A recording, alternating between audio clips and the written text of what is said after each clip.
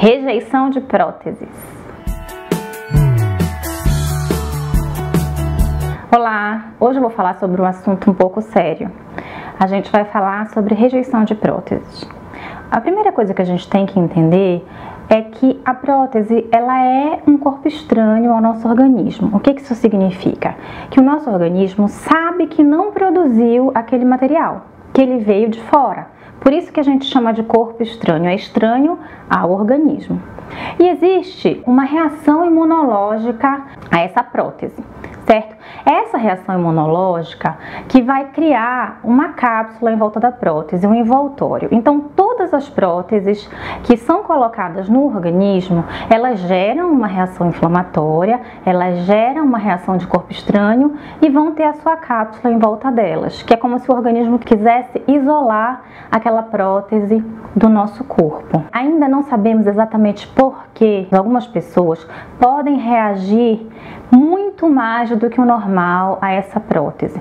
O que seria realmente uma rejeição da prótese? É quando o organismo não consegue aceitar aquele corpo estranho e ele faz de tudo para expulsar esse corpo estranho. Esse é o conceito clássico de rejeição. Acontece que esse não é o único motivo pelo qual o nosso organismo pode rejeitar a prótese, pode não aceitar a prótese. E o mais comum não é a rejeição clássica. O mais comum é que essa prótese esteja associada a uma infecção subclínica. A infecção subclínica, ela muitas vezes não dá sintomas clássicos de infecção. Não tem vermelhidão, não tem formação de pus propriamente dito, às vezes é só uma secreção sem cheiro, com uma coloração muitas vezes clara, que não caracteriza pus e mesmo assim ter infecção no local. Então às vezes a gente pensa que pelos sintomas não é infecção, mas pode sim ser uma infecção, por exemplo, por micobactéria.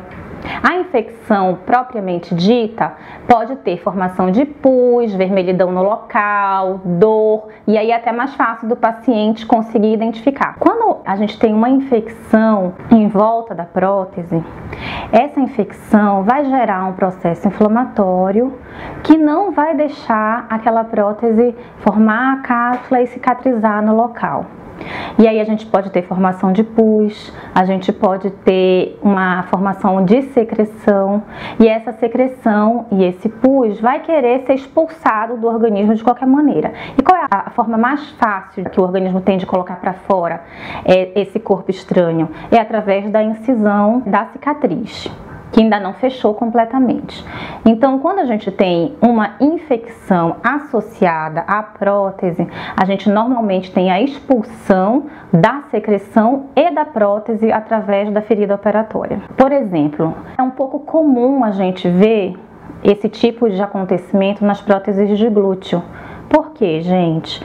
Porque a incisão por onde a gente coloca a prótese de glúteo, ela é muito próxima de uma região em que já vive muitas bactérias naquele local.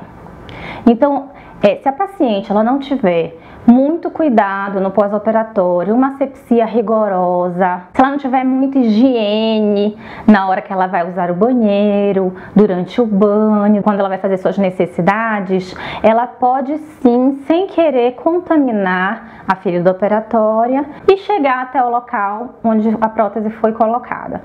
E se essa prótese realmente tiver contato com uma bactéria qualquer, ela não vai ficar de jeito nenhum, porque na prótese os antibióticos não conseguem agir. Os antibióticos conseguem agir nos tecidos que estão em volta da prótese, mas se a bactéria fizer a prótese de morada, não tem como o antibiótico agir nessa bactéria. O processo só se cessa quando a prótese é retirada. Então, em casos de infecção, o tratamento é esse. A gente retira a prótese, faz um tratamento com antibiótico durante um período, normalmente são 3 meses que a paciente precisa ficar sem a prótese, para depois se submeter a um novo procedimento e colocar a prótese de novo. Isso pode acontecer com prótese de mama, com mastopexia com prótese de glúteo. Então, por mais que, por exemplo, a prótese de mama seja uma cirurgia que eu digo para os pacientes que é maravilhosa, porque você vai lá, dorme sem peito, acorda com peito, numa cirurgia teoricamente tranquila. Se você não toma os cuidados pós-operatórios, você pode sim ter que ser submetido a mais procedimentos. Talvez um procedimento para retirar a prótese e depois para recolocar a prótese em caso de infecção. Felizmente, esses casos de rejeição, a rejeição clássica, é muito raro.